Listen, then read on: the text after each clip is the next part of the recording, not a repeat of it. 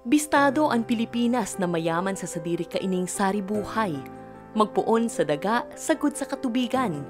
Orgulyo kaini ang mararambong na kabukidan, dangan ang malaog na kadagatan, na istaranin manlain-lain na mga hayop sa mga pananom. Alagad sa ibong ninyaman na ini, nag-aatubang ang nasyon sa nagkakapirang angat na nakatukod ngani sa mga epekto kan climate change o paburubagong kamugtakan kan panahon.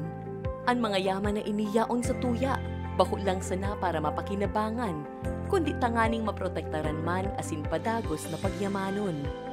Ninhuli sa mapang-abusong mga aktibidad na ginigibo kan mga tao, nawara na ang dakulang parte kan sa tuyang mga kagubatan, mga kadagaan, pati mga ekosistema sa mga salog asin kadagatan, na naging huma sa mga istaran asin sa mga pikukuhanan nin kabuhayan, kan mga lokal na komunidad asin mga katutubong nag-iistar digdi. Kaya poon taong 2024 sagkod sa 2028, ipapautob kan Forest Foundation Philippines sa tabang kan Government of Canada ang Philippines-Canada Partnership on Nature-Based Solutions for Climate Adaptation. Sarong programa tanganing mapangatamanan ang sa tuyang natural na mga yaman asin ekosistema, mantang pigpapaurog ang pagiging pusog kan mga lokal na komunidad.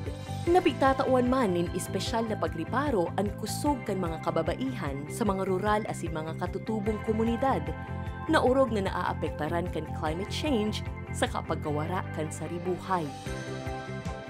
Ang nature-based solutions, iyo ang mga praktikal na lakdang na nangangataman, nagpapakarhay, dangan nagpapaurog sa ekosistema, mantang nagtataong simbag sa pangangaipo kan mga komunidad, asin sabay na pinoprotektaran ang saribuhay.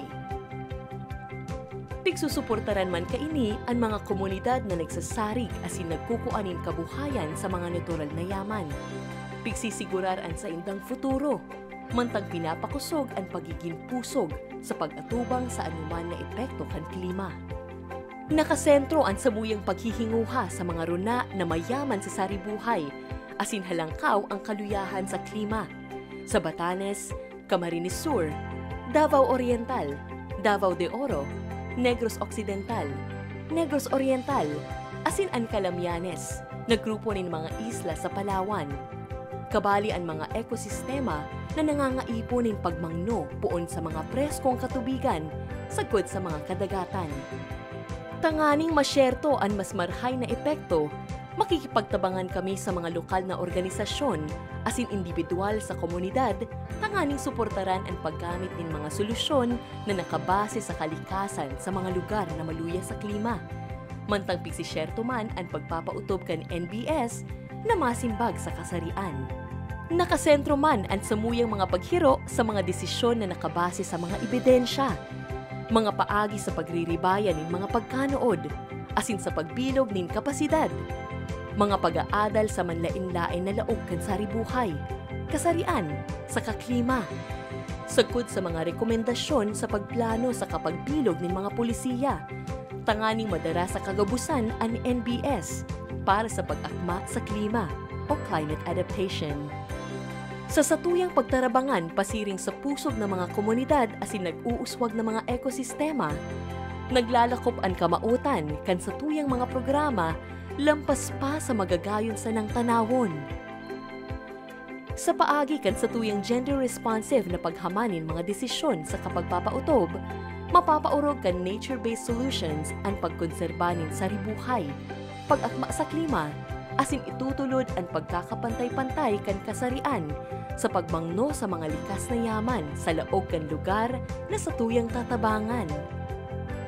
Bako lang kainipig si Sherto ang pagiging pusog kan mga komunidad, kundi pinapakusugman ang mga kababaihan bilang mga namamayo sa mga tagapagdara nin mga pagbabago.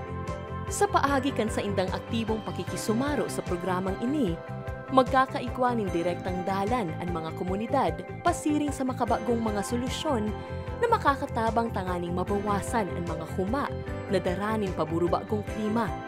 Mapakarhay ang seguridad sa pagkakan sa katubig na inumon, maprotektaran ang mga nangangaipong grupo, dangan mapadanay ang dagos-dagos na pagtalubo para sa gabos. Lugod mag-iribahan kita sa urug pang pagtalubo, asin pusog tang aatubangon an anuman na klima para sa pangaturugan tang marhay na pagbabago.